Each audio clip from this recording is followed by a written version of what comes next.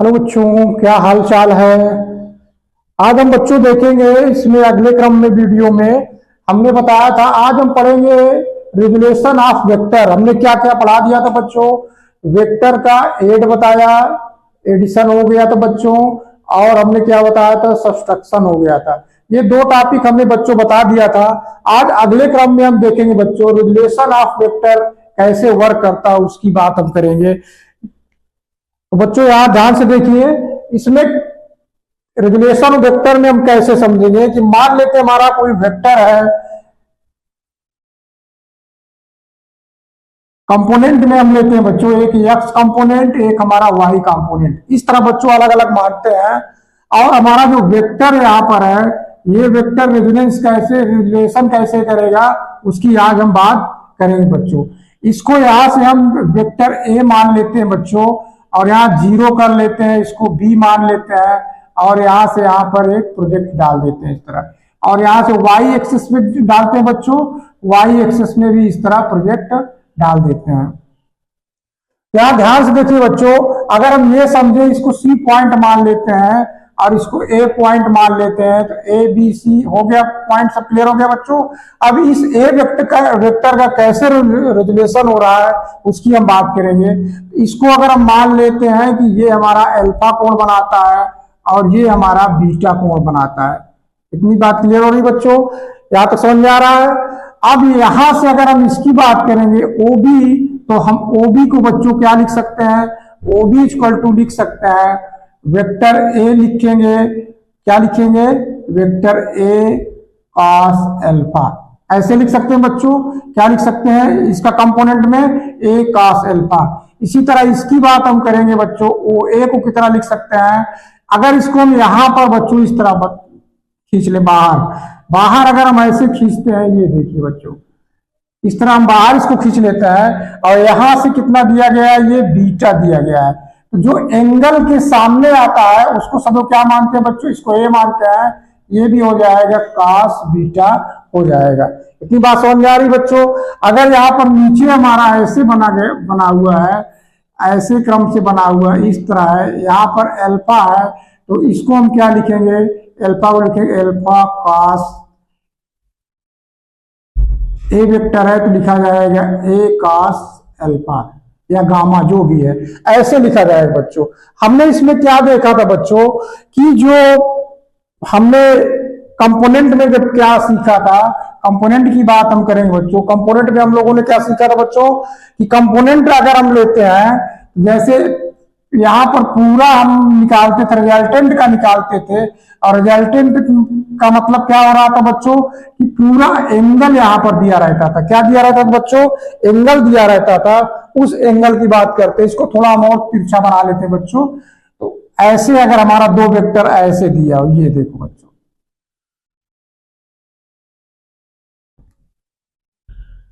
इतनी बात समझ में आ रही बच्चों। कहने का मतलब है कि ऐसे अगर दिया रहता था तो हम यहां पर जब थीटा जब दिया रहता था तो हम लोग क्या करते थे, इसका कंपोनेंट लेते थे, इसका कंपोनेंट लेते थे। ये हमारा हॉरिजॉन्टल में है, ये हमारा वर्टिकल है, ये इसका एंगल आएगा बच्चों, उसको लिखा जाता था साइन थीटा, कॉस थीटा, और इधर का जो आएगा इधर क्या लिखा जाएगा, साइन थीटा लिखा जाता था। पूरे एंगल का लिखा जाता था। इस तरह बच्चों हमने पढ़ा था इसका कंपोनेंट। तो इसी का हम लोगों ने रेक्टेंगुलर बना करके इसमें हमने क्या पढ़ा था, एड और सब्सट्रैक्शन के बारे में पढ़ा था। तो अब हम आगे इसमें बढ़ रहे हैं बच्चों। आगे बढ़ने में क्या देख रहे हैं कि अब यहां पर एंगल हमने अलग अलग कर लिया है। ये जो रिजल्टेंट हमारा वेक्टर है, इसका रेगुलेशन कैसे हो रहा है उसको हम सीख रहे हैं। अल्फा यहां पर ओबी से अल्फा कोण बना रहा है वेक्टर ए, और ये इसके वर्टिकल से बीटा कोण बना रहा है। तो जो बीटा कोण बनाएगा तो यहां पर हम इसको लिख सकते हैं, ओ ए हो जाएगा ए कॉस बीटा, ऐसे बच्चों हम लिख सकते हैं। क्लियर हो गई बात बच्चों।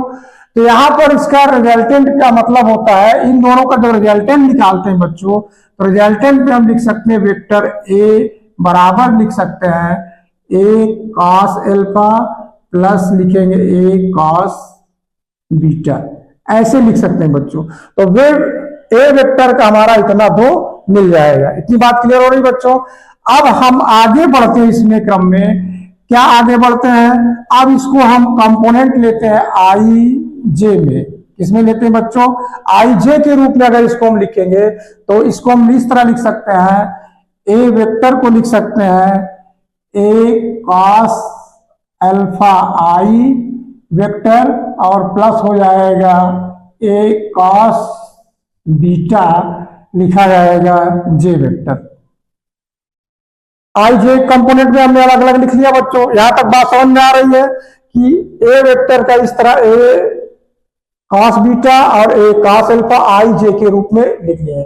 तो आई का मतलब क्या हो रहा है कि जो हमारा आई वेक्टर है यूनिट एक तरह से डायरेक्शन बताएगा, और जे हमारा इधर का डायरेक्शन बताएगा। इतनी बात क्लियर हो रही है। इसी तरह हम क्या लिख सकते हैं बच्चों, इसी तरह हम लिख सकते हैं वी कैन राइट, क्या राइट कर सकते हैं, जेड एक्सिस पे। क्या लिख सकते हैं बच्चों, जेड एक्सिस पे लिख सकते हैं। क्या लिख सकते हैं जेड एक्सिस में, वेक्टर ए बराबर, यानी ए वेक्टर हमारा प्लेन में ना हो, मतलब ये हमारा प्लेन है, इस प्लेन से ना होके ए वेक्टर कैसे रहे बच्चों, इसको हम इस तरह समझाते हैं कि जैसे हमारा ये दो वेक्टर प्लेन है, तो बच्चों यहां पर क्या है, ये प्लेन है। अगर हम इसको यहां पर कर दे तो हमारा तीनों प्लेन हो गया बच्चों, और रिजल्टेंट जो बच्चों रहेगा इसके जस्ट ऐसे जाएगा रिजल्टेंट।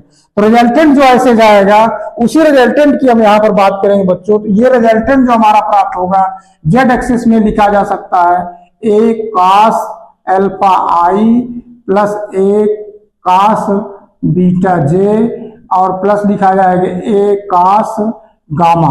गामा को लिखेंगे बच्चों क्योंकि जो हमारा बनेगा यहाँ पर एंगल जो बनेगा इस तरह, एंगल जो हमारा बनेगा बच्चों ए का जो बनेगा यहाँ पर, इधर हम जेड मान लेते हैं, इधर क्या मान लेते हैं, इधर एक्स एक्सिस, इधर वाई एक्सिस, इधर जेड एक्सिस। क्लियर हो गया बच्चों। ये हमारा अल्फा है, ये हमारा बीटा है, और ये वाला हमारा बच्चों क्या है, गामा है। तो यहाँ पर हम गामा इसको मान लेंगे, और गामा में क्या लिख लेंगे बच्चों, के लिख देंगे। क्या लिखेंगे बच्चों, के का प्रयोग हम कर देंगे। आई जे के क्या हमारा डायरेक्शन को बताएगा। इतनी बात समझ में आ रही बच्चों। अब आगे क्रम में हम बढ़ते हैं बच्चों, यहां तक क्लियर हुई बात। अब इसमें हम क्या देखते हैं कि मान लीजिए हमारा एक वेक्टर है, अब इसमें मैनी वेक्टर्स हो सकते हैं। कहने का मतलब वेक्टर ए यानी वेक्टर 2R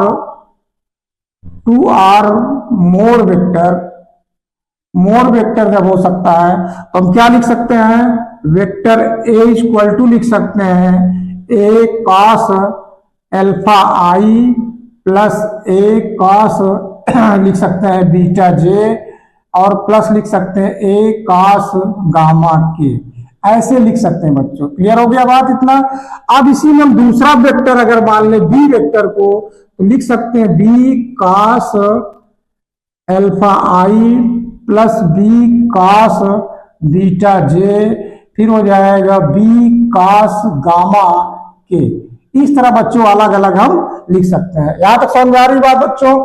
हमने दो वेक्टर को भी लिख सकते हैं, मोर वेक्टर यानी और भी लिख सकते हैं, और का मतलब हम एक सी वेक्टर भी लिख सकते हैं। तो सी वेक्टर को हम लिखेंगे तो क्या हो जाएगा, तो बच्चों सी लिखा जाएगा कॉस अल्फा आई, और प्लस हो जाएगा सी कॉस बीटा जे, और प्लस हो जाएगा सी कॉस गामा के। इस तरह बच्चों हो जाएगा। इस रेगुलेशन में हम क्या सीख रहे हैं बच्चों की, जब 2 वेक्टर आता तो एक प्लेन में रहेगा, जब सी वेक्टर आ जाएगा तब दूसरे प्लेन यानी एक्स वाई जेड तीनों प्लेन में आ जाएगा। इतना क्लियर हो रही बात बच्चों। अब हम आगे बात करते हैं, इनको हम ऐड अगर करने हैं, vector A plus vector B plus vector C, तीनों को ऐड कर दें तो आई वाला एक तरफ हम लिख लेते हैं बच्चों, हो जाएगा A cos alpha plus B cos alpha plus C cos alpha. अब इसके बाहर हम आई कर देंगे, आई वाला हम एक तरफ लिखते हैं बच्चों, फिर इसके बाद लिखेंगे प्लस, इधर उसी तरह जोड़ लेते हैं, लिखेंगे A cos beta plus B cos beta plus C लिखेंगे कॉस बीटा। अब इसमें हम कोष्टक लगा के क्या लिख देंगे बच्चों, जे का प्रयोग हम कर देंगे। यहां तक बात बच्चों समझ में आ रही है। इसके बाद हम के की तरफ लिखेंगे तो क्या लिख लेंगे बच्चों, के में लिखेंगे ए, यहां पर देखिए ए कास गामा, तो लिखेंगे ए कास गामा प्लस ए बी आ जाएगा, तो क्या लिखेंगे बच्चों, बी कास गामा प्लस सी कास गामा, इसके बाहर में के हो जाएगा। इतनी बात समझ में आ रही बच्चों। तो ए बी सी ऐसे हमारा सब अलग अलग हो गया। तो अब यहां पर हम बच्चों क्या कर सकते हैं, यहां पर हम जो है इस कंपोनेंट को अब हम एक्स वाई के रूप में लिखें, तो जो हमारा ए कास अल्फा है हम उसको क्या बच्चों लिख सकते हैं, ए एक्स लिख सकते हैं प्लस बी एक्स लिख सकते हैं, इस कंपोनेंट को चेंज कर रहे हैं, प्लस इसको सी एक्स लिख सकते हैं, इसके हो जाएगा आई। यानी इस कंपोनेंट को बच्चों हम क्या कर रहे हैं, इस कंपोनेंट को जो हम लिख रहे हैं बच्चों, ध्यान से देखिए कैसे हमने चेंज किया, बात समझ में आ रही बच्चों। मतलब जैसे हम यहाँ पर कंपोनेंट की बात कर रहे थे, तो ये जो हमारा नीचे का कंपोनेंट रहता था ए कास अल्फा, अगर यहाँ पर दिया है इसको हम एक्स एक्सिस में है तो ए एक्स लिख सकते हैं, तो हम यहाँ पर ए एक्स को लिख लिए। उसी तरह बी एक्स सी एक्स आई, फिर इसी तरह आगे बढ़िए बच्चों, इसमें हम लिख सकते हैं A Y plus B Y plus C Y, इस तरह जे लिख लेंगे। इतना क्लियर हो रही बात बच्चों। अब इसके बाद अगले क्रम में हम इसमें लिख सकते हैं, क्या लिखेंगे, जेड वाला कंपोनेंट है तो लिखेंगे इसमें A Z plus B Z plus C Z का के हो जाएगा। क्लियर हो गई बात बच्चों। अब इसमें a प्लस बी प्लस सी की जब हम बात कर रहे हैं बच्चों, तो हम यहां पर क्या कह सकते हैं, फिर से ध्यान से देखिए, अगर हम इन दोनों वेक्टर को एक प्लेन में मान लें, इन दोनों वेक्टर को क्या मान ले, एक प्लेन में मान ले, तो प्लेन में जब इसको मानेंगे तो ये सी क्या होगा बच्चों, एकदम परपेंडिकुलर होगा। सी को हम क्या लिख सकते हैं बच्चों, एकदम परपेंडिकुलर हो जाएगा। तो इसको परपेंडिकुलर को हम क्या कह सकते हैं कि अगर एक्स वाई जो है प्लेन में है, ये दो वेक्टर किसमें है बच्चों, एक्स वाई प्लेन में है, तो एक्स वाई प्लेन में जो रहेगा तो जो जेड हमारा रहेगा, जेड आर क्या हो जाएगा, जेड आर जीरो हो जाएगा। उसका कंपोनेंट क्या होगा बच्चों, जेड का क्या हो जाएगा, जीरो हो जाएगा। अगर हम इसको एक एक्स वाई प्लेन में मानते हैं, किस प्लेन में मानते हैं बच्चों, एक्स वाई प्लेन में मानते हैं, तब हमारा जेड वाला क्या हो जाएगा, पूरा जीरो हो जाएगा। तब हम बच्चों क्या लिख सकते हैं कि जब जेड जीरो होगा तब हम ये समझेंगे कि ये और ये दोनों क्या रहेंगे, एक दूसरे के परपेंडिकुलर रहेंगे। क्या रहेंगे बच्चों, एक दूसरे के परपेंडिकुलर रहेंगे। जब परपेंडिकुलर रहेंगे बच्चों, तब इसका मतलब क्या है, एक्स वाई प्लेन में अगर बना है तो एक्स वाई प्लेन का मतलब ऐसे बना है बच्चों, एक्स वाई प्लेन में, एक्स वाई प्लेन में है तो इसका परपेंडिकुलर का मतलब यहां पर इसका रिजल्टेंट हम निकाल सकते हैं। तो इसका जब रिजल्टेंट निकालेंगे तो रिजल्टेंट में हम लोग क्या जानते हैं बच्चों, उसका मैग्नीट्यूड हम कहें। अब हम क्या प्रयोग कर सकते हैं, शब्द को मैग्नीट्यूड, क्या लिखेंगे बच्चों, मैग्नीट्यूड का प्रयोग करेंगे। तो मैग्नीट्यूड में क्या लिखेंगे, देखिए आगे हम इसमें लिख सकते हैं मैग्नीट्यूड, मैग्नीट्यूड, मैग्नीट्यूड कैसे निकल आएगा, अगर जेड वेक्टर हमारा जेड का कंपोनेंट जीरो हो जाएगा तो ये पूरा हमारा जेड कंपोनेंट का जीरो हो जाएगा, और ये दोनों क्या हो जाएगा, परपेंडिकुलर हो जाएगा। ये दोनों वेक्टर क्या हो जाएगा, परपेंडिकुलर होगा, तो जेड एक्सिस हमारा इधर चला जाएगा। क्लियर हो रही बात बच्चों। तो जेड एक्सिस जब चला जाएगा, इसका मैग्नीट्यूड जब निकालेंगे तो अंडर रूट इसको हम लिख सकते हैं A X B X C X का स्क्वायर, और प्लस हो जाएगा यहाँ पर A Y plus B Y plus C Y का स्क्वायर। इतनी बात हो जाएगी बच्चों, यहां तक कोई दिक्कत नहीं बच्चों, समझ में आ रही है बात। तो रिलेशन जब हम करने लगते हैं बच्चों, तो यहां पर हम इस तरह भी लिखा जा सकता है, अगर हम ये सोच लें कि if one A plus B are same plane X Y plane, then अगला सी का कंपोनेंट आर जीरो, इस तरह हम कह सकते हैं। इतनी बात समझ में आ रही बच्चों।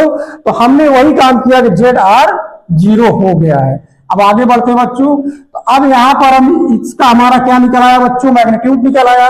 अब इसका हम एंगल भी निकाल सकते हैं। क्या निकाल सकते हैं बच्चों, एंगल जब निकालेंगे तो एंगल लिखा जाएगा tan अल्फा बराबर A Y plus B Y plus C Y upon लिखा जाएगा ax plus bx plus cx, ऐसे बच्चों लिखा जाएगा। इस सब वेक्टर का हम जो है डायरेक्शन भी पता कर सकते हैं बच्चों। यहाँ पर हम इस वेक्टर का क्या प्राप्त कर सकते हैं, डायरेक्शन पता कर सकते हैं, मैग्नीट्यूड निकाल सकते हैं और सभी का रिजल्टेंट भी निकाल सकते हैं। अगर तीनों प्लेन में है तब हम सबका रिजल्टेंट भी निकाल सकते हैं। बच्चों इस सवाल को ध्यान से देखिए, बहुत प्यारा सवाल है, इसको थोड़ा सा आप लोग प्रैक्टिस करिए, लगाइए, हम पढ़ दे रहे हैं ना समझ में आता हो। A force of 10.5 Newton act on a particular along the direction making an angle 37 degree with the vertical से जो है 37 डिग्री जो है कार्य कर रहा। Find the component of the force in the vertical direction का आपको कंपोनेंट का फोर्स निकालना है। किसका निकालना बच्चों, वर्टिकल का निकालना है। तो हमने अभी सवाल में क्या पढ़ा था कि अगर वर्टिकल से कोई एंगल हमारा जब थीटा बनता है तो उसको हम लोग क्या लिखते हैं बच्चों, cos थीटा लिखते हैं। तो यहाँ पर अगर हमारा ये फोर्स है तो इसको हम क्या लिख सकते हैं बच्चों, f cos थीटा लिख सकते हैं। क्या लिख सकते हैं बच्चों, f इंटू cos थीटा लिख सकते हैं। तो इसमें हम क्या लिख सकते हैं बच्चों, तो वर्टिकल कंपोनेंट में f cos थीटा का मतलब f का मान कितना दिया है 10.5 न्यूटन और इंटू cos थीटा का हमारा है 37 डिग्री। 37 डिग्री का मान बच्चों हम लोग बताए थे, इसको याद कर लीजिएगा कितना होता है। 37 डिग्री का वैल्यू कितनी होती है बच्चों, इसको याद कर लीजिए। 37 डिग्री की वैल्यू का मान होता है 4/5 और अगर साइन का दिया रहे बच्चों, साइन 37 डिग्री का तो 3/5 होता है। इन दोनों मानों को बच्चों याद रखिए, ये बहुत काम का है, याद भी हो जाता है और याद रहेगा तो इस तरह के न्यूमेरिकल फंसेंगे नहीं। अब इसमें काट लेते हैं तो 10.5 इंटू 37 का मान कितना लिखेंगे 4/5। अब काट दीजिए, 5 नहीं है 10, 1 आ गया। अब 4 से मल्टीप्लाई कर दो, 4 8.4 न्यूटन। तो ये क्या आ गया, फोर्स जो हमारा प्राप्त हुआ वर्टिकल से। फोर्स क्या प्राप्त हुआ बच्चों, वर्टिकल एक्ट जो फोर्स है, फोर्स एक्टिंग वर्टिकल कंपोनेंट, जो वर्टिकल कंपोनेंट में जो एक्ट कर रहा फोर्स वो हमारा कितना है 8.4 न्यूटन लग रहा है। क्लियर हो रही बात बच्चों। तो हमारा कहने का मतलब है कि जो हम कॉन्सेप्ट इसमें बता रहे बच्चों ध्यान से पढ़िए, सवालों को लगाइए। अगर कोई दिक्कत हो रही है तो कमेंट जरूर करिए। हम मिलते हैं फिर अगले वीडियो में। धन्यवाद बच्चों।